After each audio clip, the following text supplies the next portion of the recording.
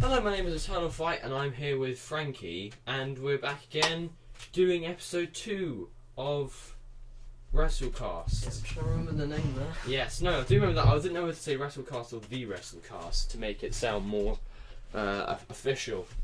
But yeah, so this is episode 2, and we just had the Raw after WrestleMania, the SmackDown after WrestleMania. We're going to hopefully discuss those, talk about maybe a bit of indie wrestling, what's going on in the indie scene, and just see where the world of wrestling takes us. So, Raw after Mania and SmackDown after Mania, which was better and why? Definitely the Raw after Mania, yeah. Just by so far, you know. Yeah. The Raw show was great. Maybe not all of my favourite guys moved up. But AOP! AOP, my boys, yes, Bobby Lashley.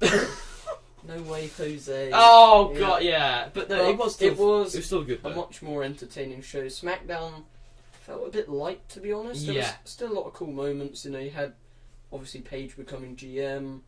I mean, although the cash-in wasn't good, I guess it was a cool moment. But it definitely felt a lot more light than the Raw show, which kind of shows what WWE really think about Raw and SmackDown, to be honest. But well, it's now 2 years in a row that the Raw after Mania has got a legend returning. Yeah, 2017 for Kurt Angle.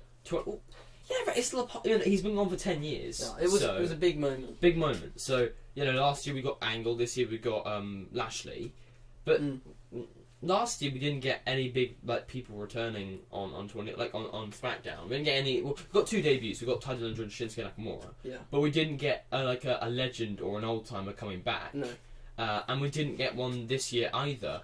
And I think that's just because I definitely WWE views SmackDown as the B show. I definitely think SmackDown was in much more need of new stars than Raw. I mean, Raw's been okay as of late. SmackDown has really been dreadful in the past 6 or so months. Really bland, yeah. I thought definitely Andrade Cien Almas, Sanity, Drew McIntyre, someone like that. Yeah. If you brought them in, could have really bolstered the show. But I mean, we have got the Superstar Shake-Up next week, so possibly it might change there. But yeah, I think for sure Raw was the better show. So let's go. So the first shock of Raw was the Ember Moon thing. Yeah. I thought that was really good. I thought it was perfectly done. Ember got a good showing. Got a big pop. I do have one complaint in that I don't think Nia Jax should have said her name before her theme music hit. No, I hate that. That is because you want to wait for the music to hit. It makes perfect sense to do that. It's really. We're just splitting hairs. It was a great moment. Yeah, The match was pretty good. She got a big showcase in it. Hopefully, she can be a top star. I mean, I think definitely in the Superstar Shake-Up, there's going to be more Raw people moving to SmackDown. I think definitely Asuka will move. Thank Christ. Yeah, because SmackDown Women's Division really needs it. But yeah, I think she's going to do great. Hopefully. Because I mean, who? None of the Raw women's roster, they've ruined Sasha Banks. They have ruined Bayley. They've done nothing with Mickie James, and Alexa Bliss is not ruined, but at the same time, she's not especially a good in-ring talent. And to be honest, I'd much rather see half the people that are on Raw right now on SmackDown and vice versa, because SmackDown has a very weak women's roster. Very weak. Charlotte is obviously fantastic. Becky is talented, but very low down. When was the last time Becky did anything? And then apart from that, what do we have? We have Carmella as champion. The Iconics. Why did they get a pop? Because, as I said, those crowds, they're going to pop for any NXT. Billie Kay and Peyton Royce got a bigger pop than Samoa Joe. Yep. But they're average at best, let's be honest. Naomi, SmackDown are in dire need. Winner of the first ever Women's Battle Royal. Yep. Mania Battle Royal. If you're going to have the first ever historic Women's Battle Royal of history, yeah, you might as well have someone win it who would actually benefit from it. I mean, I guess it's a win for Naomi, but there you go, Naomi. You've done so well to win this match. Now we're going to reward you with a crowd-killing match on SmackDown against Natalya. I mean, if you're going to move up the Iconic duo, they might as well have just won that Battle Royal, really. No, the Iconics, mate. The Iconics, of course. Sorry, how could I forget? Get it right. But so they moved up. They beat up Charlotte, and if you did watch my live stream, chances are you didn't, because I got barely any viewers on it. Shooting on my own YouTube channel here, but chances are you didn't. And basically, the moment they started beating up Charlotte, I said they're going to throw her into the ring, and Carmella's going to cash in a Money in the Bank briefcase. What a surprise! To be honest, I didn't predict it at all. I did. I was hoping that they weren't going to do it. What did it even cross your mind? It did definitely cross my mind, but I hoped... I mean, it just annoys me so much. We had Asuka lose her undefeated streak, tap out. Oh yeah, because that was on the night. That's when we realised they did all that so that they could put over Carmella. It's completely ridiculous. You lose Asuka's streak, literally the thing that makes her, the only really big thing she has. But to be fair, at least Charlotte's looking strong now. Well, nope. Because Carmella's exactly. just going to win the title anyway the next night, so what's the point? As I said, I'm so annoyed when Asuka lost her streak, but, I mean, I guess one of the good things you could have got is Charlotte's going to be like a real top star. But now we're going to have to put up with Carmella playing a cowardly heel champion for, at least 4 to 5 months. Yeah. So... I would argue she's probably going to drop it to someone at SmackDown. She'll have a decent title reign. She's the first ever winner of the title through the Women's Money in the Bank, so I doubt they're going to have her drop it immediately. She'll probably end up losing it to one of the new Superstar Shake-Up. Imagine if she lost her cash-in, and then the first ever Women's Money in the Bank and the first ever Women's Royal Rumble winner would have both lost their respective Women's Championship matches. No one wanted her to cash in, or at least I didn't. But they booked themselves into a scenario where you can't have the first ever Women's Money in the Bank winner lose her, her match.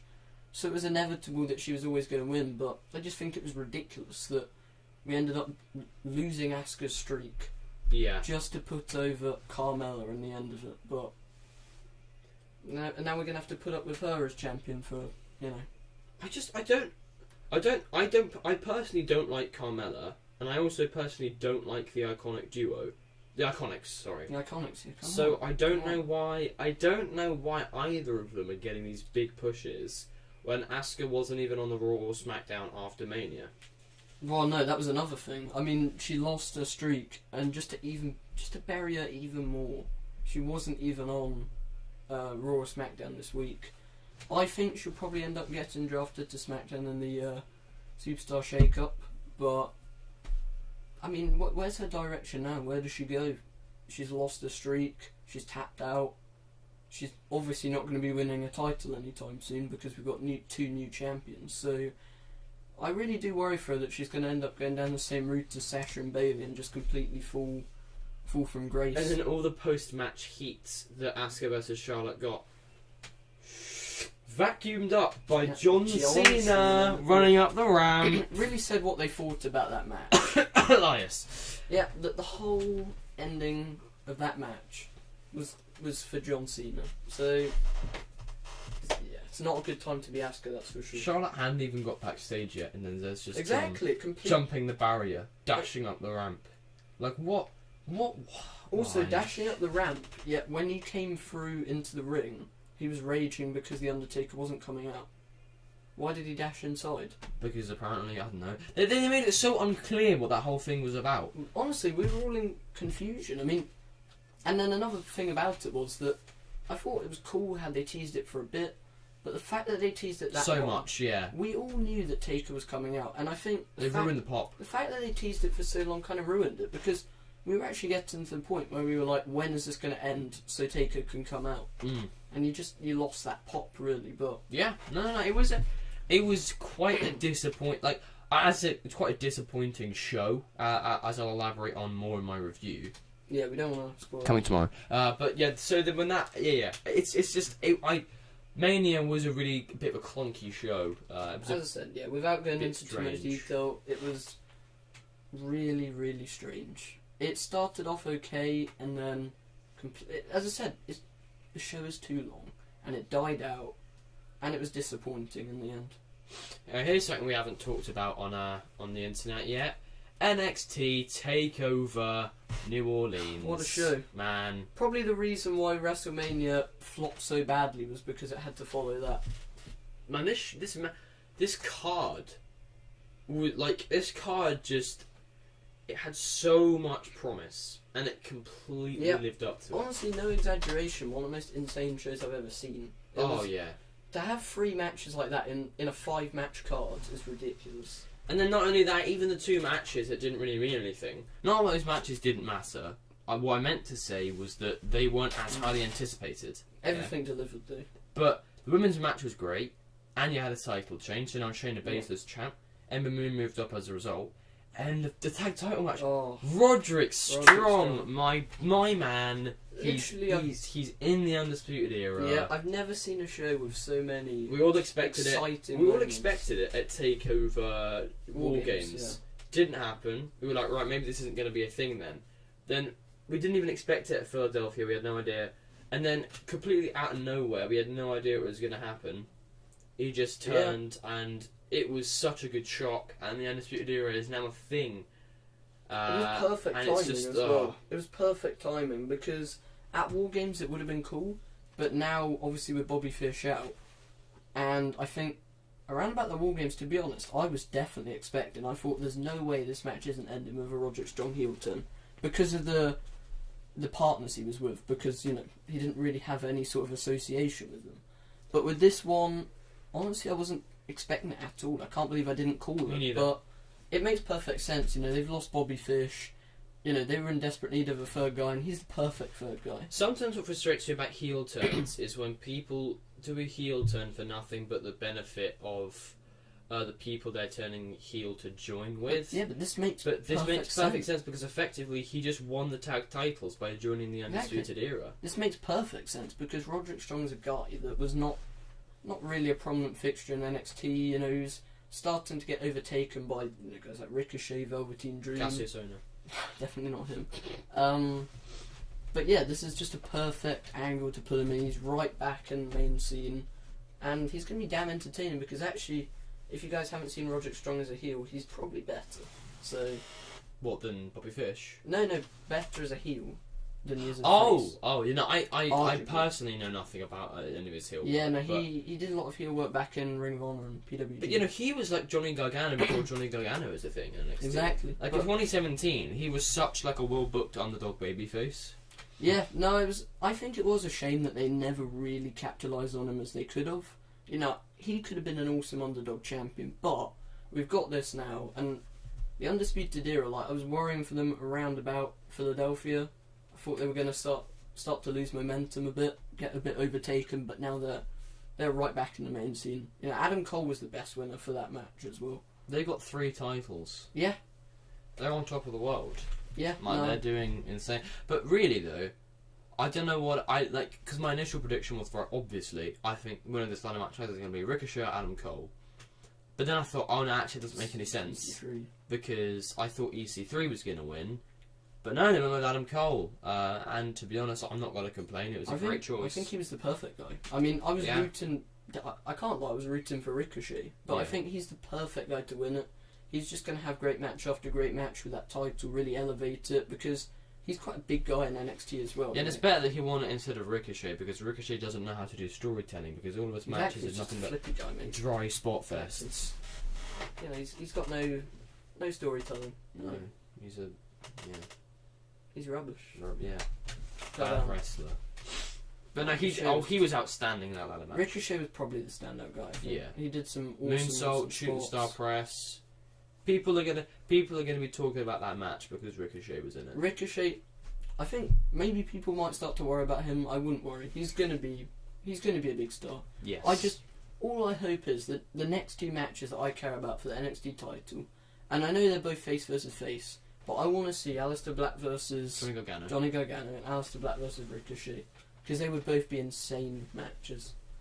And that's the thing we've got in NXT now. We've got the potential to do so many possible 5-star matches.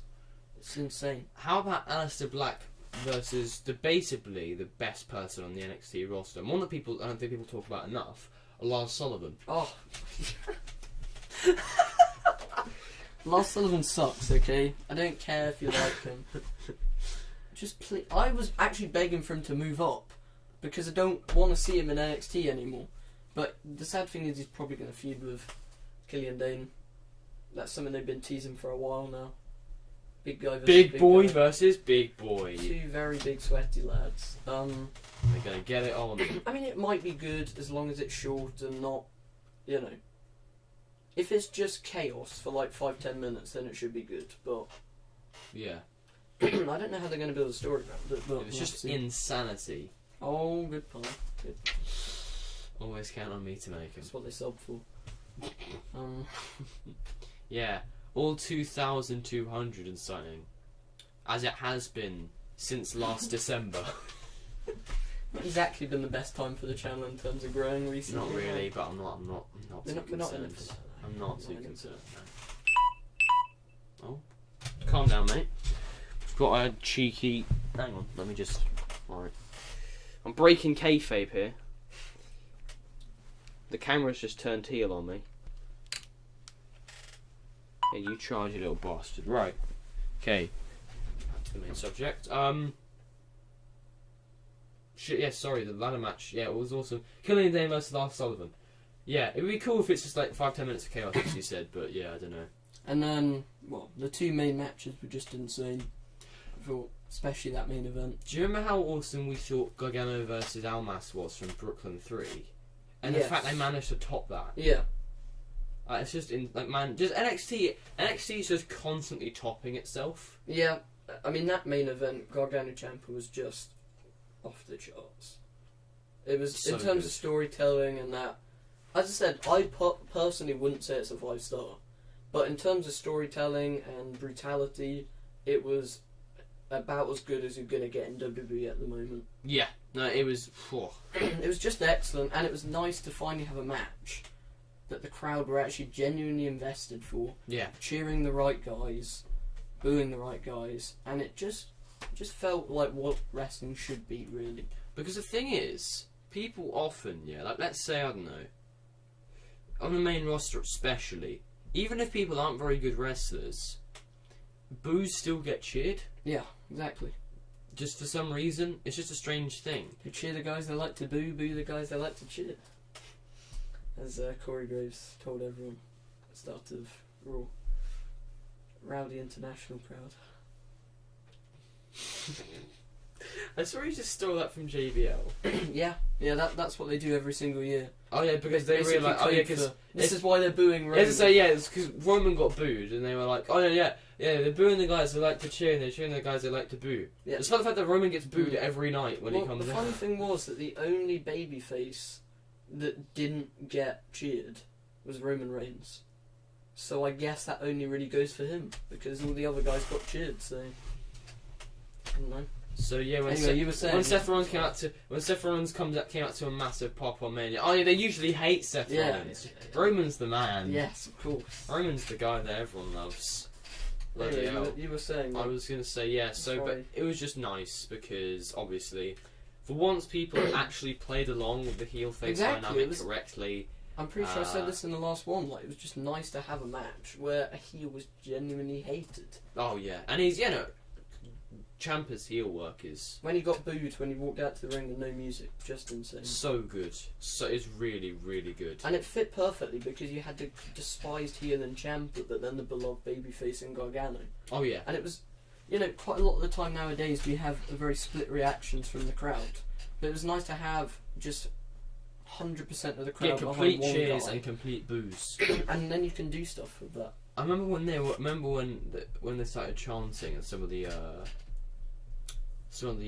matches that Johnny Gargano's been in recently, and it's been like, "Let's go, Johnny." Then some other members of the audience go, "Johnny sucks." What are you doing, you marks? Sorry, if you're saying Johnny sucks, okay. Number one, what are you doing going to an NXT show? Yeah, exactly. And number two, if you're a hardcore fan, how can he suck? And if you're a casual, how can he suck? So I don't know what to say to that really. I know. Just stupidity. Yeah, it makes absolutely no sense. But yeah, the match was insane. Yeah, brilliant match, but excellent. Definitely the best match of Mania weekend because Styles Nakamura was not quite what we thought. Although, if they're saving it for the next pay-per-view, then I guess it would be nice that we get that match. But really, why are you starting off a feud at Mania and saving a big match for Backlash?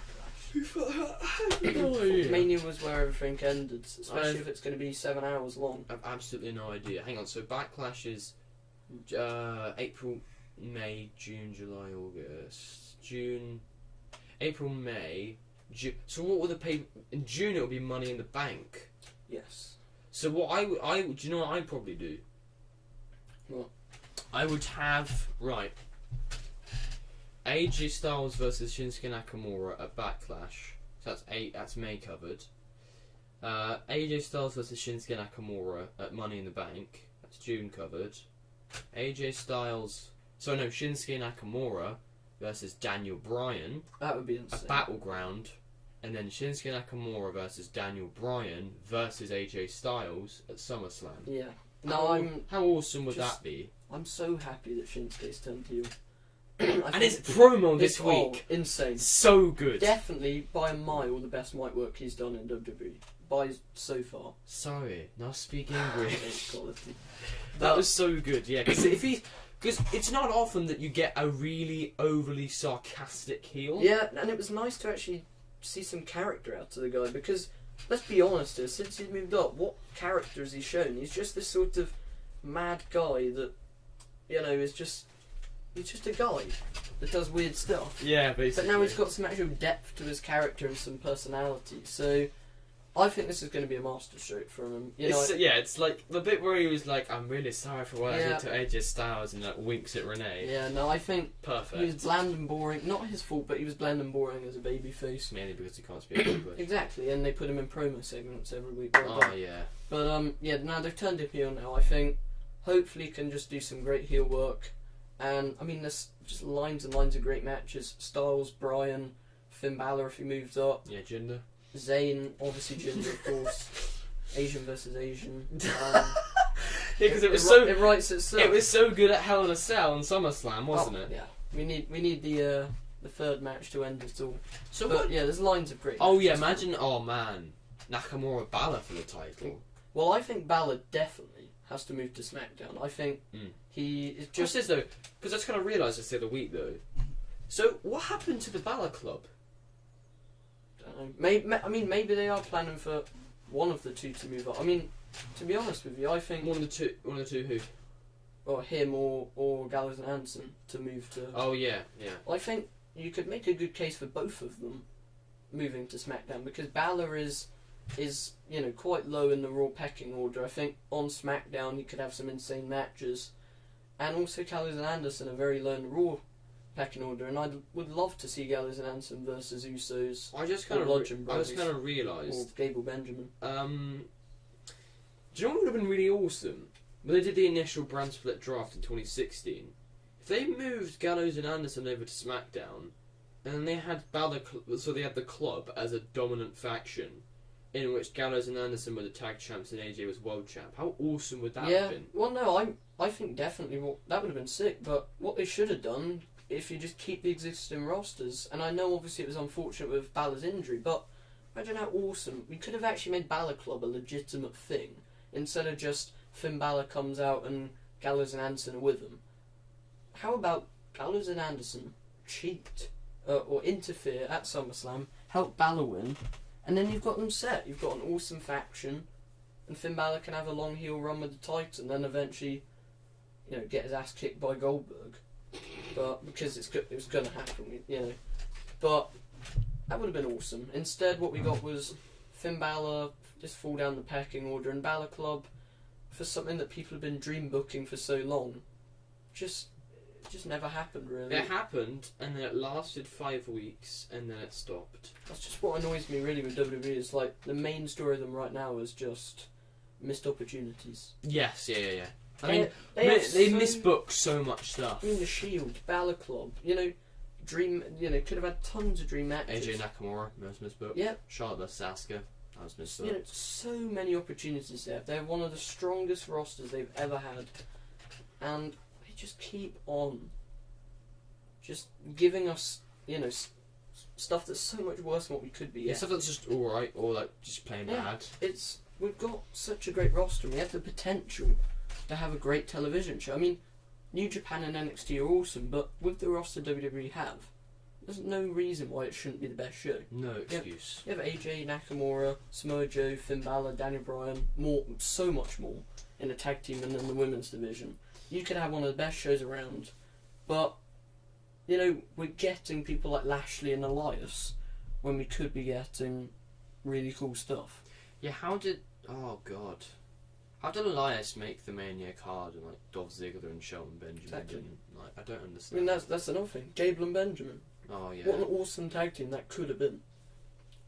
Yeah, no, completely. It's all about missed opportunities now with WWE. Imagine how Imagine how awesome the Kurt Angle return could have been. Yeah. The in-ring return. Exactly. You know, so much stuff that people dream booked for ages, and all of it was just, you know, it's all been even Daniel Bryan's return, to be honest, because it got announced on Twitter. Yeah, pretty much. You know, he had a match with AJ Styles on SmackDown this week, which was admittedly a good television match, but it's a WrestleMania main event worthy match. Yeah. Why is it happening on SmackDown? I don't know. Because apparently Mania main event worthy is Brock Lesnar versus Roman Reigns. Exactly, but alternatively, co-main event worthy is The Bar versus Braun Strowman and Nicholas. Don't even get me started on that. I mean, I don't want to steal what you're going to say, but Nicholas showed up in WWE and on his first day got a higher place on the WrestleMania card than AJ Styles. You guys might find it entertaining, but the fact that they did something that stupid and then he dropped the title the night later is completely ridiculous, and it made everyone look weak surrounding look ridiculous because the Bar looked ridiculous. Braun Strowman's booking in the past week has absolutely sucked because Braun Strowman's gone from being this big dominant beast that just destroys people and is popular, and he's done Brain Strowman, which was stupid, and then, you know, basically he's gone from looking like, you know, the dominant beast to the guy that plays around with kids. He's gone from not that way. Okay? Don't take it. You know what I mean? Yeah, no, I know what you mean. Yeah, no, kid friendly sort of. He's gone from looking like $1 million to looking more like 25 cents. Yeah. Honestly, though, Braun was such a well booked character. And now the booking's so awful. They're undoing their own. They're basically ruining the past few years of work. No one cared about Braun Strowman initially. They made us care by booking him awesomely, and now they're undoing it all. Honestly, right? Ever since he's turned babyface, when he turned babyface, I said, "This is a big mistake. He's awesome as a heel, as a babyface. Number one, it's not going to be believable, and number two, I just hope they don't turn him into a typical WWE babyface." Because WWE don't know how to book baby faces. All of their baby faces are either kid friendly or just stupid. And Braun Strowman is, I mean, he's still great, but some of the stuff he's done recently, I just think they've made him, you know, go from being really cool to, you know, a bit ridiculous. But so I think someone who has similarly been booked not very well, but actually somehow still hasn't lost their heat due to their popularity. Babyface, this is. Mm-hmm. Seth Rollins. Yeah, I mean, I did worry for Seth Rollins over last year, but I think he's going to have a great run with that IC title. I mean, it's not quite. It's not quite what you would have initially wanted for Seth Rollins. He's more of a main eventer, but to have a guy like that with a high profile that he does, holding that title, can put on great match after great match. You know, Raw has a pretty strong mid card division. Yeah, I think he's going to have a good run with the title. When do you think Dean Ambrose is coming back? I don't know the extent of his injury, to be honest. I mean, I'm not really missing him that much, to be honest. Me neither, but I mean, I'd like to see the Rollins-Ambrose feud. Because if they would... and with Ambrose as a heel. Obviously, because yes. But I hope they do that at SummerSlam. I think that would be insane. You know, to basically... Because their feud, like 3 or 4 years ago, was great. And now you can have it with the roles reversed. 4 years ago, not the one 3 years ago. No, never the 2015. The 2014 one. Yes. But now with the roles reversed and actually probably better, Seth Rollins is, well, I don't know, but Dean Ambrose is definitely better as a heel. Yeah. He, as a psychotic heel, he's awesome. So I would love to see that feud when he comes back. But in the meantime, you know, there's plenty of guys there, you know, as well with the shake-up, you know, for Rollins to have great matches with, and I think he's really, really big with casual fans because of being in the Shield. Oh yeah, he can raise the profile of that belt. You know, I think Miz, he was a great IC champion in 2016. I think recently he hasn't really defended it all that much. he hasn't really been in too many matches, to be honest. And I think Rollins can, with his high stature, really take that belt and do some good work with it. Oh, here's an idea for you. Here's a match they could do as part of the Ambrose Rollins feud. It doesn't have to be on pay-per-view. It can be on Raw. But I would say probably maybe putting it on pay-per-view would be better. You could do Reigns and Rollins versus Ambrose and mystery partner, who turns out to be Tommaso Ciampa, moving up to the main roster. Ambrose and Ciampa as two psychotic heels. That would be awesome. That would be a really awesome pairing. That'd be great. Yeah, no, as I said, there's so many options for Rollins. Speaking of psychotic, the Woken Hardy stuff as of late has been really good. Yes, no, I think, again, I'll use the phrase again, what a masterstroke to put them together, really. Woken Matt Hardy is so over. Whatever they do with him, he's going to be over. People love him. And I think Bray Wyatt is a guy that's been so boring for the past, 3 years. What do you mean? It's not been that bad. I mean, the House of Horrors was, in my opinion, an insane match. Insane, yeah. 5-star classic. Brilliant match. No, I'm joking though. It's been a pretty bad year for Bray Wyatt. But Bray Wyatt has sucked for a while. But it's strange because not Bray Wyatt, in terms of, it's so strange because his year-round booking is dreadful, but he always gets a relatively big Mania match. 2017, he won the WWE title, but then he ended the year just nothing. This is the first show where he hasn't made the main card, yeah. But if he's making the pre-show now, how has he gone from facing John Cena the main card at 32? Yes, I know, that's because he wasn't on the card at all. Yeah. Oh, so you're just talking about when he was on? Yeah, when he was at, okay. And also he was at Mania. He interrupted The Rock. Yeah, but technically he didn't really look too strong. No, he didn't. But still, it's a big thing to be part of. And I say, yeah, he's involved in big things. I mean, he always loses. He lost to Cena, he lost to Undertaker, he lost that little segment against The Rock and John Cena. He lost to Orton. But how do you go from facing off with the likes of, Undertaker, John Cena, Randy Orton, The Rock, and now you're doing something on the pre-show with Matt Hardy? But I think they're going to be a great pairing. I think Wyatt desperately needed something interesting. I think this is probably the most interesting he's been in a while. And I hope they win the titles, to be honest. No. The bar. We've seen enough of the bar. Oh my god, the bar. Stop. I don't know why everyone loves the bar so much. I'm sorry, right? They're good in matches, but as champions, maybe this isn't their fault, but I've seen so much of them. I'm so bored of the bar as champions. Yeah, I remember when they beat the Hardys and you raged. I just trolled you with it. But that was stupid. No Mercy, man. Was it No Mercy? When was the one they had the steel cage? Steel cage. That was Extreme Rules. Yeah. Yeah. No, I did the rematch at No Mercy, which was the Iron Man match. That No wasn't that good, but then they called it. Wasn't that Great Balls of Fire? Oh yeah. Oh no, No Mercy was the Bar versus Rollins and Ambrose. Yeah, my bad. Yeah. But sorry. I'm just a bit bored of them. I mean, in a dream world, I'd love the Revival to win, but that's not going to happen. No. And I think I want the Revival to just leave, to be honest. The Woken Hardys would be insane. Not insane. That was a big overestimation. But I think they're going to be really, really entertaining together. And again, they're two big, high-profile guys that should raise the profile of what's been a very, very uninteresting Raw tag team title scene. Oh yeah. Well, since they all got squashed by one man. Yes, which what a great way of putting over that entire division. Have all of your tag teams lose to Braun Strowman, who then went to the title with a kid, thus burying the champions as well. But we've got AOP, lads, so it's all going to be okay. AOP, oh my god. They're obviously they're going to win the title. Did they win?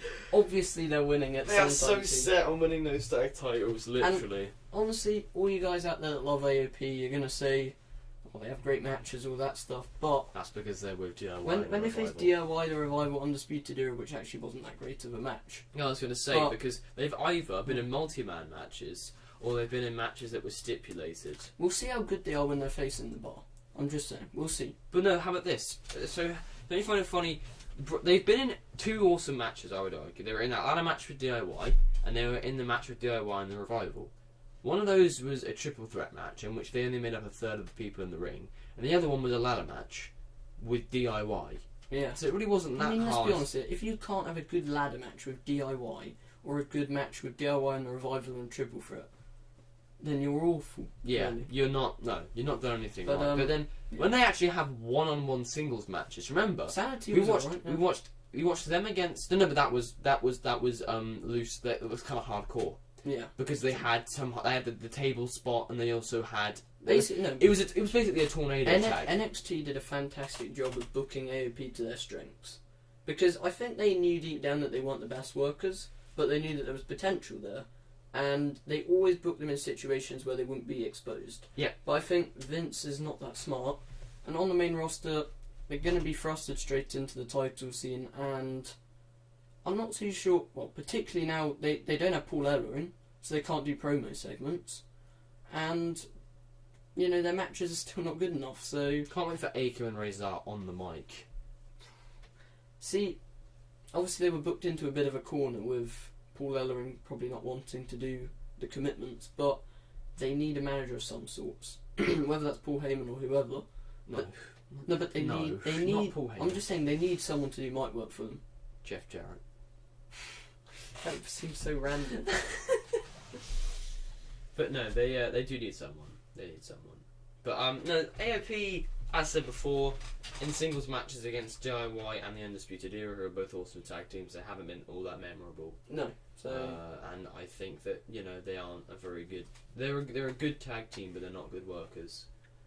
And I'm not especially excited for where they're going to go on the main roster, because they might be booked well, but they're not going to be booked as well as they were in NXT. That's for a fact. yeah. So they're going to have to just see what happens with them. So who would you have drafted to Raw then in the tag team division on Superstar Shake-Up? Like, what tag teams would you have be exchanged? I'd have Gallows and Anderson to SmackDown. Definitely. That's like, for me at least. That's Gallows and Anderson or the Revival. One of the two. Why not both? You could have both, but then you don't want to completely raid, the Raw division either. Yeah, but then you can replace Raw's tag team with division with, let's see, on Raw you can move the Usos over, which I'd be fine with. Yeah, I would say the moves I would definitely do is I would have the Usos go to Raw, because I think they've been on SmackDown now for a while. They're probably not going to be winning the SmackDown tag titles. And I'd put Gable and Benjamin on Raw as well. Maybe. Personally, I think Raw didn't in the past, but now with the Woken Hardys and AOP, they've got a bit more, they've got more guys there now. Yeah. I would have the Usos move over, then you've got, 4 established tag teams, and then I'd have the Revival and possibly Gallows and Anderson move the other way, just to really bolster that tag team division. And then, what you can have is you can have 2 tag team divisions that cater to 2 fans. Because you have a Raw tag team division that caters towards the casual fans. You have Usos who, they cater to both, but they're high profile. Yeah. Matt Hardy and Bray Wyatt are high profile. Well, if you're high profile. If you're going to do that on Raw, why not move the New Day over as well? Well, I don't know. Maybe you want to have at least one sort of legendary team on SmackDown to, Legendary. Well, I'm trying to find a word. To be fair, though, they're well built. But That's then, the thing. and then on They're SmackDown, you well can built. have a more worker-based one where you have Bludgeon Brothers, Revival, Gallows and Anderson, Gable and Benjamin, and New Day, and that's a fantastic tag division. So, I think if you do it that way, they're probably quite equal in different ways. Because I think Revival will be perfect on SmackDown. Revival should have been moved up to SmackDown anyway. They were perfect fit for that show because they're all about wrestling, and SmackDown, even though it's not booked in that way, if you look at the talent, is the wrestling show. So, I think Revival should definitely go, and I think Imagine Revival as well. Imagine Revival versus Benjamin and Gable. Oh, I mean, that's the thing with the Revival. You've got so many awesome matches you could do there. New Day is a match we have seen, but not in like a pay-per-view capacity. Gable and Benjamin would be awesome. Probably Bludgeon Brothers would be very good as well. Yeah, well, I mean, the Revival, they work well with everyone. And Gallows and Anderson need a switch up as well. Yeah. I'd like to see them go with Balor. Yeah, that's what I was going to say, yeah. And do you know what you could do? You have AJ and Banner on the same brand.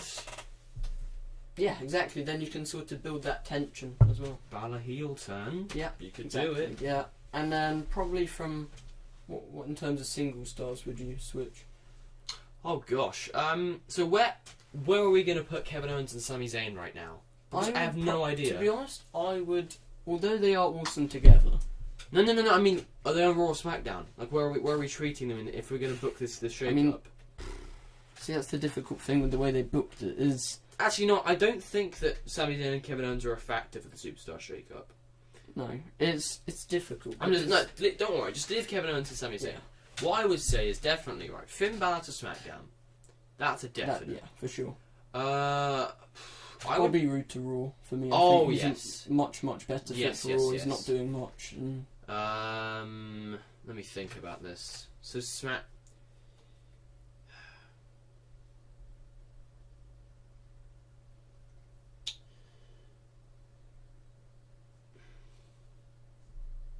Maybe you could tie Dillinger to Raw. Maybe you could get some heat back that way. Possibly. Knows? Yeah, I mean, I think his career's in a very, very difficult situation at the moment. Yes. I think maybe Dolph Ziggler to Raw, maybe. No. No. Because I thought Dolph Ziggler, but then I thought, is he going to do better on Raw? No. The thing is, again, he's another guy where it's difficult because I don't think wherever you move him, he's not going to do much. So. Good point. It's hard. I don't know what they're going to do with the shake-up. Oh, do you know what? Actually, no, I don't want to do that. I was going to say you could swap Jinder and Seth Rollins around, but the problem with that is that, well, you don't want to completely ruin Raw, though. Well, no, yeah, because the issue with this is that, well, no, it doesn't ruin Raw. You can just have someone else beat Jinder, if it's an ideal world. But what I mean is the issue with that is that, well, Seth Rollins has a lot of stuff built up on Raw, and also he's trying to make it the whole Monday Night Rollins thing. And also, if Ambrose comes back, then he's going to be on Raw, so he's not. I don't want to just move to SmackDown. But the only reason I want to do it is because I prefer the IC title on SmackDown. It suits the show far better. It does, even just like the colours, but that's not even it. It's just sort of it's the work rate title. SmackDown's always been the work rate show. But one that I think. Well, I don't think. I know they will do, but I wouldn't. But I know for a fact that The Miz is going to move to SmackDown. Because... Why wouldn't you do that? Well, I'm not saying I particularly wouldn't, but I know for a fact that they want to do Miz versus Bryan. Yeah, that's fine. And I don't mind. I mean, I don't love The Miz like everyone else does, but I think it's got a well-built story. They can book it right. People are going to be invested. It's just, in a way, I think Miz is a more Raw guy. But I think he is. But they're gonna do that match. You can't say he didn't do good work on SmackDown in 2016. He did much better work on SmackDown. Yeah. So I think that would be one that they will do. I'm fine with that for sure. The question is though. Well, actually no, it's not really a question. I was going to say is that that means he's not winning the IC title, but he wasn't anyway. No, I don't see that. In fact.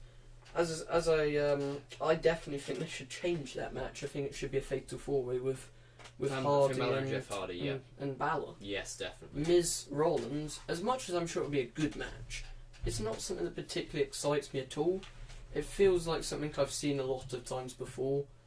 That fatal four-way would be really fresh. There's a storyline there, and I think it would just be a great match. Yeah, no, yeah, they should do. I think they should do that. I think they should definitely do that, but they won't. Which is a shame. So let's say that Reigns wins the Universal title at Great Royal Rumble. Oh, yes. Will he defend it at Backlash? Well, as I said, I have a really because Lesnar would have to get his rematch. I have a feeling for a fact that Reigns that could win, because I think, as I said, they've been planning Reigns winning this title for so long. They knew at WrestleMania he was going to get booed out of the building. At Saudi Arabia, though, he's going to get that big pop. Yeah, I'm going to actually, do you know what? I'm going to say that Reigns is going to win. Because no, I'll tell you why, though. The Saudi Arabian crowd is going to be casual. He's going to get a big pop there. And then possibly to make that Reigns-Joe match more exciting, because right now it has no stakes. There's no feud. It doesn't really mean anything. That could end up becoming a title match. Well, do you know another reason why I think that Reigns has definitely got it in the bag? Well, not only did I say that I think the way that they got Lesnar to re-sign is by having him beat Roman. So, like, he goes, oh well, if I'm just going to be losing to Roman, that's cool. I'll just leave tomorrow. It's fine. Well, I think they did is they went, all right, we'll let you beat Roman if you stay around. He re-signed a contract for a little bit. But what I think they're going to do, question is, if Roman wasn't going to win the title, why the hell would they give away that match at the greatest Royal Rumble? It's a difficult one because. What would the purpose be? Well, the obvious decision would be Lesnar to win, because why would he not win at Mania? But WWE aren't stupid, and they don't want every single WrestleMania to end with boos. It's already happened, 2 years in a row before? Oh no, 2, yeah. They don't want that to happen again. And I think they probably sacrificed Reigns winning then to end that show. Well, it didn't really end on a high, but actually no, it was 3. They might do it now because 34 in with booze. Well, technically it did, but I mean prior to it, they wouldn't have wanted that to happen, and they would have thought Lesnar winning would have got a pop, but the match was so bad that it didn't. And then his victory, his pinfall got a pop, but after that it was just booing. Yeah, because people were like, "This is it. This is what we paid so much money for." Yeah. And as much as they were happy that Reigns didn't win, and of course people booed loads at Mania 33, loads at Mania 32. But I personally could see that. I think that they're gonna want Reigns to get that big pop. They didn't want Mania to get booed out of the building again because Mania is their big commercial show. And how big of a commercial blunder is it to have the end of it being booze? They've already done it 3 times. Well, no, I know, and now I think possibly at this greatest Royal Rumble show, obviously they're building up to be a big occasion. I could see that happening, but I wouldn't bank on it because it doesn't really make sense. Because why would Lesnar just win and then lose? Remember the amount of booze they got at the end of Mania 30? yeah, no, it's dreadful reaction at the end. Loads of heat. Imagine if Daniel Bryan had won and he got heat. Like, imagine if they just booed him out of the building.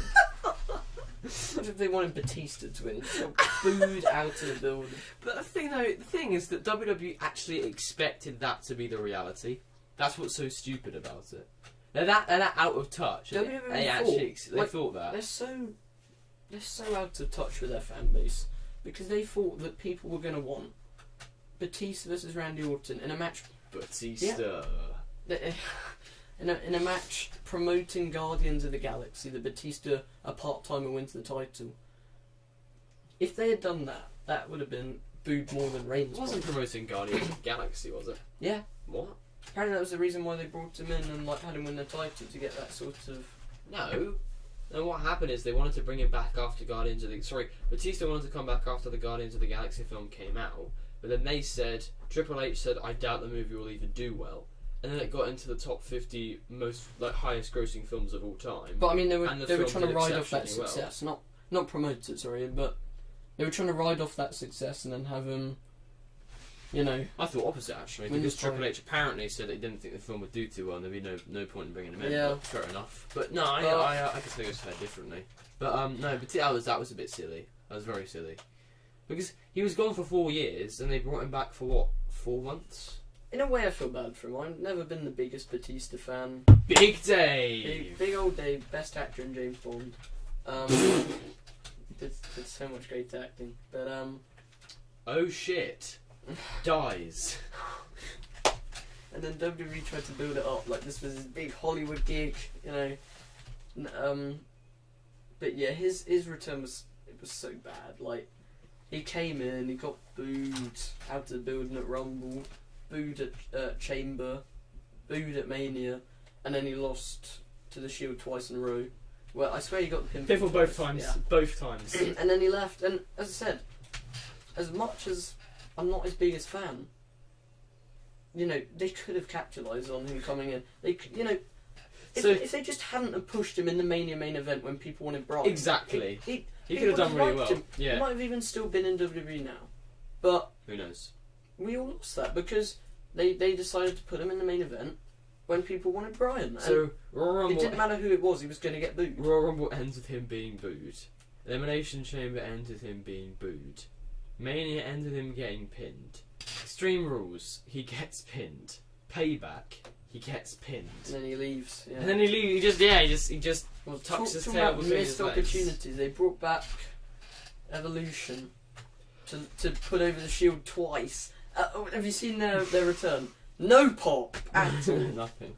Because it was that casual 2014 crowd. Who didn't even know who they what Evolution was. They were just like, what? Why are Triple H, Randy Orton and Batista got this entrance theme and this logo? Yeah, they didn't understand. Because then again though, so what, Evolution would have been 9 years before that? Yeah, I mean if you're casual fans you probably wouldn't know, but it was pretty sad to see. Because I personally thought Evolution was awesome. Well, they've got a great theme song first of all, but no, they were a really cool faction. Imagine if they brought back Ric Flair for Evolution. I mean, I mean, that would have been very interesting. Yeah, I mean, in 2014, like, you have Ric Flair out there cutting promos. Because I heard rumours they were going to be doing a 2017 evolution with some of Triple H's NXT guys, but... Yeah. What, you mean on the main roster? Yeah. Kevin Owens. Kevin Owens, Samoa Joe, yeah. But I don't know how that would have worked because Triple H wasn't full-time. Well, I guess he would have been in, like, the Ric Flair sort of role. Yeah, but... Because Ric Flair was sort of the legend that didn't really wrestle too much. Yeah, but then the rest of Evolution was made up of 3 people, not 2. Yeah, I know. So I don't know who the other guy would have been the third man? I don't know, but... Just another NXT guy, probably. No way, Jose? I mean, it was 2017. My boy, what a debut. Trust me, in about 2 weeks' time... Adam Rose. He is the next Adam Rose. He's going to be a comedy jobber. And then he'll have a heel turn. And do you know how he's like Adam Rose? They're both autistic. Oh... Well, no, but Adam Well, Rose in real life, they would be diagnosed as that, yeah. Adam Rose is autistic, what I don't know about No Way Jose. But, trust me, I can tell you the exact path of what will happen. He will get a push for about 3 weeks. He'll then become a comedy jobber. He'll be right down the bottom of the card doing nothing. And then after about half a year, he'll turn heel. And he'll... This is what they did with Adam Rose. He'll turn heel and he'll do the whole, you know... I hate the fans. Yeah, and then he'll fail and then he'll get fired. Trust me.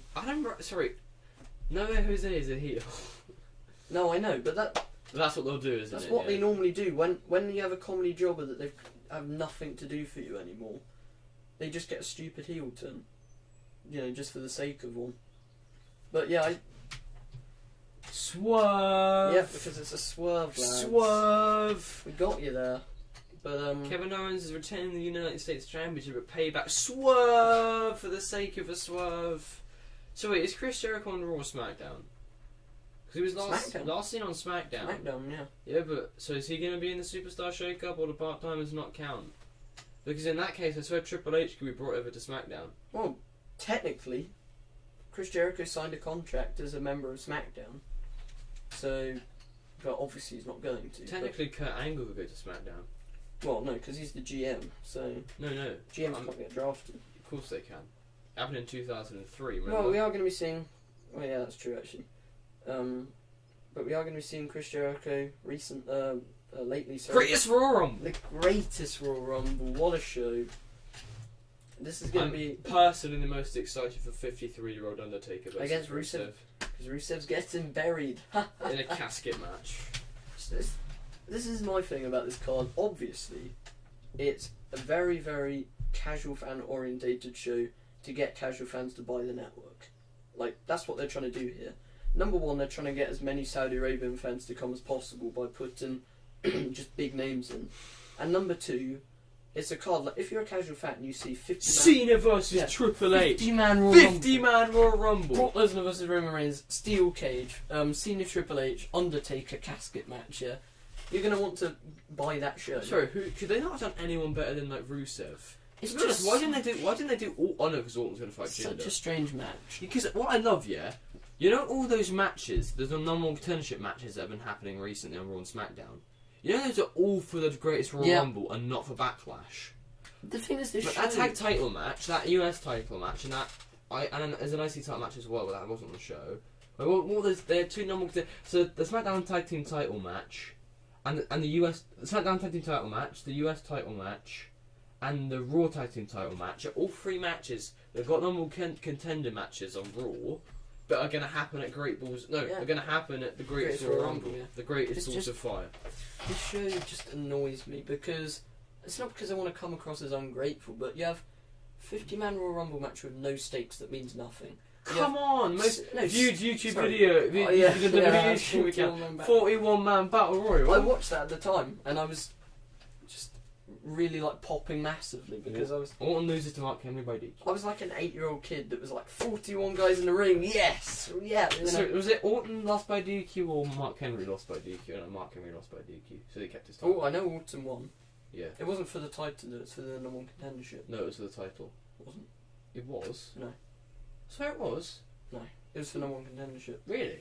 Oh, okay. I could swear it's the title. No, I'm pretty sure Orton It was won. 2011, I thought that Mark Henry was champion. Yeah, but it was early 2011.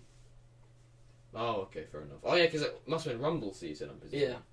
Wait, was it 2011 they did the 40-man Raw? No, it's 2012. But... Wasn't it? 2012? Then did the 40-man Raw Rumble? 2011. Really? Yeah. So, effectively, they went, right, we're going to do a 40-man Royal Rumble. So let's do a 41-man Battle Royal on TV. Great, because it's one man better. One up it, yeah, that's how to get Watch the crowd. this. That's how to get the crowd hyped. But yeah, with this show, I just think all of these big matches are in it, but none of them mean anything. They're all just, we can see through what they're doing. It's just a big card to try and get into the Asian market again. 50-man Royal Rumble, I mean, I want Bryan to win because he's just come back and it would be a big win, but ultimately, I don't really care because there's no stakes. There's nothing to get excited about. It's just a random match where we have Chris Jericho's return, which could have been an awesome moment and it's been wasted at this show. I thought they announced that as well. Well, that's what WWE do now. Gone are the days of surprise returns or anything like that. We've got to announce stuff to get people to buy it. It's like, we're going to announce that Chris Jericho is coming back, but we're going to do a complete, booked out surprise for Bobby Lashley. Fucking hell. It just annoys me that Daniel Bryan, return was announced. Man. Do you know? Literally. That could have been. This is the thing that WWE don't notice. In their desperate attempt to get people to watch SmackDown, they're losing viewership. Yeah. You missed what could have been one of the biggest pops ever. It would have been in all of the, biggest pops countdowns list. It would have been legendary. Because people were so desperate to see him back. But we'll never get that now, And it just... Could you not have had Bryan return at number 30 in the Rumble and then face AJ at Mania? In the days, people used to anticipate watching Raw because you'd see, this is where you'd find out stuff, but now... Actually, no, that's not a good idea. No, I kind of realised if Bryan had won the Rumble, because we all wanted Nakamura versus AJ, so we would have actually not liked it. The thing with Nakamura AJ is that it's a great match, but you can save it. You don't need to rush into it. You've got... But no, the thing is, we all know that if Bryan came back, he'd be put in the main title division. So I don't really think he'd need the Rumble win. I would personally be a bit frustrated if Nakamura didn't win the Rumble because... but as long as... But no, yeah. All I care about now is seeing Shinsuke Nakamura as a heel champion and Daniel Bryan getting one last title run and that match. Personally, if I was booking it, I think Nakamura should win the title around, maybe not Backlash, maybe Money in the Bank around that time, and then hold it all the way until Mania. And then you can have him versus Bryan in just an insane match. Yeah. And then Bryan gets that massive... In my opinion, it should be the main event. Yes. And Bryan will get that massive But it won't be. It'll probably be Roman versus someone again. Roman versus whoever, yeah, because we've got to have him in the main event every year. Probably Roman versus Cena, mate, to be honest. No, they've already did it in No Mercy. Oh, yes, of course, yeah. But no, that would be an... I mean, tell me who wouldn't want to see that as a main event, Bryan versus Nakamura. I wouldn't. I want to see Cena versus Jinder. Oh, of course, yeah, but I'm talking if we can't have that match. If you can't have that match, then yeah, obviously the next choice in line would be Brock Lesnar versus Lars Sullivan. Oh, big sweaty man. I want a 45-minute match between EC3 and Braun Strowman. EC3, mate. Use them both to their weaknesses. Yes. Yeah. And then just to kick that show off, we're going to have a 25-minute Nakamura promo.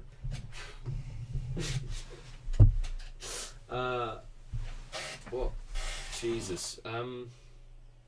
What now? Paige, I guess. Oh yeah, Paige. Yeah. So, Paige. It's I haven't made my decision yet on whether this is good or not because we don't really know what it's going to be like. It's very, very hard to make a decision because I'm optimistic. I'm positive. I think she's great at what she does. Paige is good on the mic and she's very, very over, and people were very, very happy to see her as the SmackDown GM. So I'm not going to make any complaints. I'm just going to go, yeah, WWE. I hope you do well with this because if you fuck it up, people are going to be angry. Well, number one, we need a good GM because how long has it been since we've had a GM that is consistently entertaining? 2 years. Yeah, because when we had Daniel Bryan and Shane. Yeah. Big family, you know. Yeah. Oh yeah, he's sick. But Paige, I think we all know she's good, but it's hard to pass judgment now because we haven't seen her in this sort of role. But I'm happy to see her with that role. I'm happy to see that she's got something to do. And yeah, I mean it should.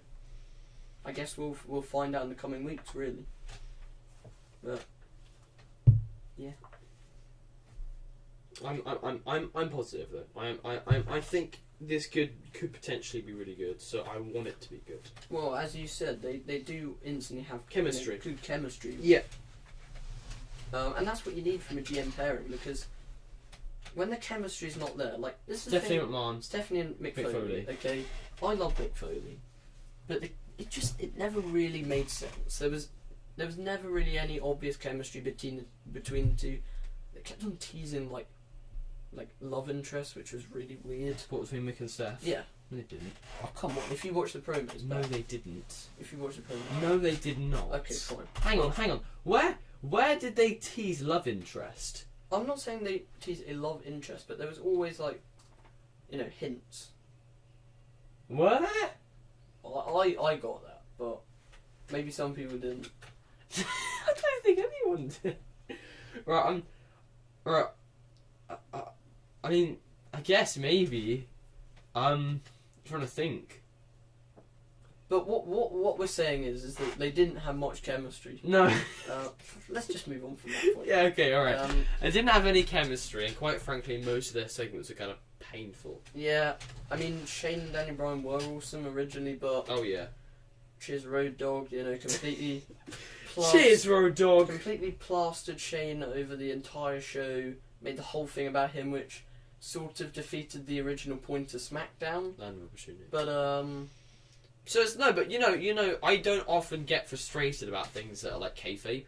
I'll say if something happens, I'll go, "Oh, that's good heel work" or whatever, But when you have a babyface, that is literally just because he doesn't like two people, he's stopping them from winning the world title clean in a 6-pack challenge. That's such bullshit. Shane was the worst GM in this past because he was unlikable. He's not a GM. He's a commissioner. Oh, of course, commissioner.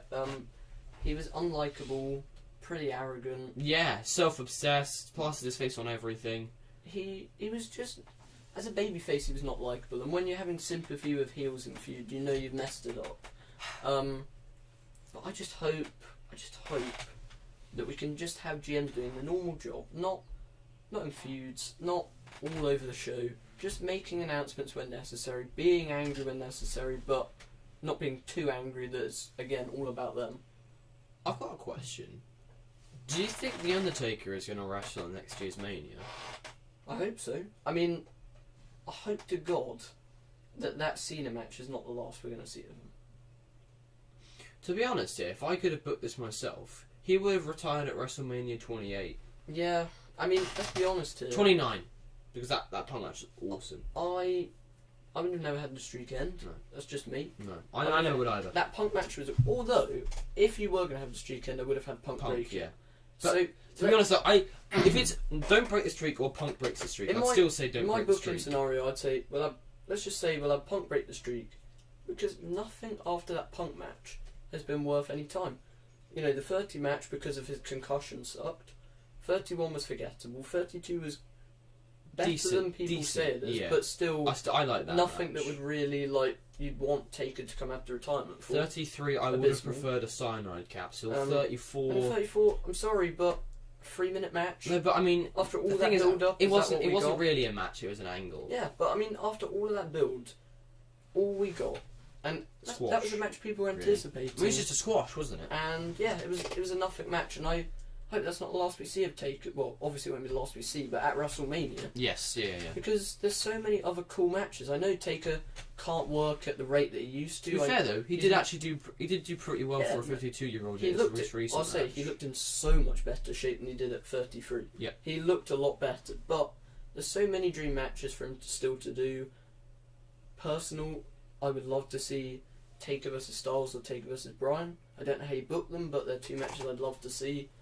And yeah, I hope that's not the end for him, because that match is no way to go out. Do you know what you could do? Right, let's say you had Taker come back as the American badass. So, hang on. So he's fueled by his love for his country, and he's fueled by nothing more than just wanting to give the fans one last match. Now, in that position, who would be a better opponent for him at WrestleMania 35? The potentially WWE champion Jinder Mahal. I'm just going to make that joke. They should have a flag match, mate. Oh yes! Indian flag versus American flag. Main event of WrestleMania. Jinder obviously goes over. Actually, no, I don't think a flag match quite ticks the boxes. Isn't it Punjabi? Punjabi prison! Boy, let's I'm do loving it! The Indian accent added on there. No, that's actually just Punjabi. That was just a voice break. But that match should definitely happen. That's a dream match, to say the least. The best WWE champion of all time. It is now at this time. Versus the Undertaker. It is now at this time my dad decides to start hoovering. Okay. Right, let's try and focus It's it. the sort of stuff we have to put up with. We're not in a Wrestle Talk studio. No, we're not. This is not. Where do they live again? Are they in like Essex or something? Yes. Yeah. So we're not in an Essex studio with like soundproof walls and We're t-shirts. in a bedroom with hoovering in the background. Yeah. It really is BTEC Wrestling. Like everything that involves British people and podcasts and wrestling. It's just. It's either BTEC Wrestling Ramble. BTEC What Culture or BTEC Wrestling. If you're a British wrestling YouTuber. What about BTEC Cultaholic? Yeah, that's true. Yeah, I still kind of count them in like What Culture. I know what you mean. Yeah, because I don't really. I mean, it still feels the same. Like it still feels like What Culture. But it does. Yeah, because What Culture, I don't watch them anymore. But I very occasionally watch a top 10 list. I'll only watch them if I see like a news thing that only they've uploaded. Yeah. But when I watch Cultaholic, all I really think about is, well, this is What Culture, but there's no Adam Blompier. You know, so I'll be honest though, I do miss Adam Blompier. it is sad what happened, because I always think people deserve a second chance, but the problem is they can't really run a business with a guy like him being there and be well respected. But it's a shame because he is a very good entertainer, and I don't think they're ever quite going to get to like 1 million subs just because they don't have him. Maybe not. Don't know. He is quite. Yeah, he was a very compelling. Wasn't always my cup of tea, but he was. He was a consistently compelling entertainer. Yeah. Just a shame that he couldn't find entertainment from solely his own ventures. That's so deep. I'm just. So yeah, this channel is now BTEC What Culture. Yeah, now we're sitting here insulting Adam Blompier. No, I'm not insulting. No. I don't. No, I do really like Adam Blompier, and I feel it's a shame about the way that things took course. But back to the main subject before we talked about the hoovering. Yeah, that went off on one there. We were talking about Christ. We didn't talk about Christ. That's for another day. No, that would be a very in-depth podcast episode. Religion. What's your religion? What's your belief in the possible existence of Christ? What the hell were we talking about again? Taker. Right. Yes. But anyways, yeah. Don't. Oh yeah, I forgot. Do not. I'm sorry. If you know me, right? If you scratch your jeans, I'm actually thinking about the noise now. Yeah, if I rub my hands together, he hates it. Okay, we've got our little pet peeves. Yes. Leave it at that. Mania 35. I would do Taker versus Bryan. Definitely, that's a dream match for sure. The fact that hasn't happened, that would be awesome. Taker Styles as well. That's what they should have done at 33 for the world title, but whatever. But has Taker ever faced one of these like new guys? Never. He's never faced one of them. Roman Reigns. No, he's not. No, he's not like an indie guy. He hasn't faced an indie guy, no. And unless you can't see him Punk, but imagine Taker versus Ricochet. That'd be interesting. I don't know if Taker would be able to keep up with his pace or not. So wait, we want to have a match where Taker gets a chance to have some breathing room. Who's his ideal opponent? Will Ospreay. Yeah. Ideal opponent. Let's have him have a 55-minute match with Kazuchika Okada. Yeah, Kenny Omega, keep up with his pace. No. But yeah, Taker versus Kenny. The only two matches I care about, they should have done it at 33. It would have been awesome. One last title reign for Taker against Styles. Proper main event, but nah. Reigns, mate, gotta get him over. So who would have Reigns faced if not for Taker? Probably Cena. But then again, they did the match at No Mercy. So let's say they'd already done the match at No Mercy. Who would he have faced? I don't know. Lesnar? I mean, No, not even Lesnar. I don't really care enough about Roman Reigns to think of a big match for him, really. No, not really. Like, he's not, Should have faced Rusev. casket match. Right, can we just actually talk about the Greatest Royal Rumble? Because we glossed over it. Yeah. But do you think this show should be as big as it is? No. Because personally, It's not pay-per-view. I don't mind. I mean, if we're getting a show that's an equivalent to a pay-per-view... I'm happy that we're getting a card that could potentially be... I mean, with the matches there, Yeah. it feels like a big full pay-per-view. But Yeah. the problem is, it doesn't, because none of the matches mean anything. Well... Like, you can have all these big matches. It's like booking a WrestleMania card with all the best wrestlers on the planet. But if they have no build, do you think people are going to care? Here's the thing, yeah. You know, if no titles change place apart from the Universal Championship, you know, this match was basically... This event was broadcast, and this event was created just so that Roman could get a pop for his title win. I mean, let's be honest. It's a glorified house show. It's a house show that has an insane card. It is Roadblock. Because it's all... I mean, let's be honest. The babyfaces are going to win all throughout the night. Taker's going to beat Rusev. Cena's going to beat Triple H. Seth Rollins is going to win the IC title match. Retain the... Oh, fuck, yeah. Probably a babyface will win the Greatest Royal Rumble. In fact, definitely. Daniel Bryan or Chris Jericho or something like that. Well, yes, it's not going to be a heel. I want it to be Daniel Bryan, but I don't know. But I think they could give it to Braun Strowman to get his momentum back. Should be a returning Hurricane Helms. That would be crazy. Hurricane Helms gets a world title. But you know they're not going to do any actual returns at the Greatest Royal Rumble. No, they'll probably end up announced. But yeah, it's a glorified house show. Really, it's going to have a really interesting card.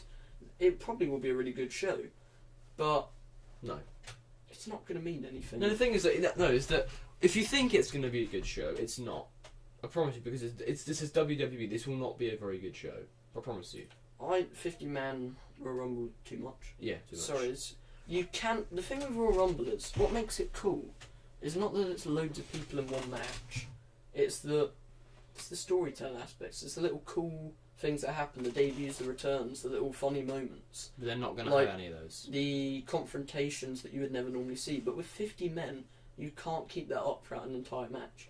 You can't have a guy going from number one all the way near to the end because it's too long to be realistic. The 40-man one didn't work because it was too many people and the crowd got bored. The thing about Royal Rumble is the crowd should never be bored. Hang on a second. Let me try and do something real quick. Hang on, you go ahead. Yeah, I think it's just going to be too long. And then the other matches, while I'm happy that Rusev is getting that sort of Rob facing take, it's going to be a very short match. Cena and Triple H are both past their best. We've already seen Lesnar Reigns at Mania wasn't very good. I do think they have the potential to put on a great match, but I don't know what to feel about this card really. Right. So I've just calculated this. So you know how the Royal Rumble match is 30 people. Yeah. So that means, hang on, it's 30 times 90, which is 2,700, which divided by 60. Fucking hell, hang on. Divided by 60 is 45. Mm-hmm. So that means you have 45 minutes until every single person has come out on the ramp. Yeah. Right? You have 45 minutes until everyone's come out, and then you have about 15 minutes where everyone's come out, and then you just do the final bit of the match. 10 to 15 minutes of that. Do you know how long it's going to take for everyone to come out in the 50-man Royal Rumble? How long? It's going to take 75 minutes. It's going to take 1.25 hours. I love wrestling, but that's too long to keep my attention span. Then again, though, did you watch that gauntlet match? Yeah. So I'll have to see. I mean, there's no reason to not be excited for the show. It has got a stack card, and there are a lot of title matches, but it's hard to get pumped for a match that has no stakes and no real emotional investment. Like, what am I meant to be getting excited for? Really, there's no title match. It's difficult. It's no title match. Well, the winner doesn't get a title match or anything like that. I thought we meant the whole show, not just the Rumble. Yeah, no, there's an awful lot of title matches. Yeah, they're just sort of wrestling for nothing, and there's not really that emotional investment in the match. Yeah, no, it's true. It's true. I don't think it's. Yeah. It could be great. Hey. Could be good, but I don't know. I have to see. I mean, they pulled it out of the bag with the gauntlet. Actually, the first half of the gauntlet, I should say. Well, Seth Rollins was in it, yeah, and then it just slowly petered out after that. But I think, as I said, it definitely does have the potential to be an outstanding show, but I just don't know with WWE at the moment. hope it is good though. I hope so. Yeah, I always want every show to be good. You know. Yeah. And it's got star power on the show to be good, but it's just as a potential whether they really care about it enough. Yes. Completely. Yeah. Well. Let's hope Great Balls of Fire. Oh no! Greatest Royal Rumble. Come on, it's the greatest Royal Rumble of all time. Greatest Balls of Rumble. Let's hope the Greatest Balls of Rumble is. That sounds so bad. It's just dreadful. Let's hope the Greatest Balls of Rumble is as good as it possibly can be, and let's just be optimistic about where it goes. I guess. Anything else to talk about? I think that's pretty much it. To be honest, no, there's not too much else. Oh well, yeah. So that has been the past week or month or just since we covered Batista. I mean, that's been the past 10 years of wrestling. Hope you enjoyed it. See you in episode 3 of Wrestlecast. Thanks for tuning in.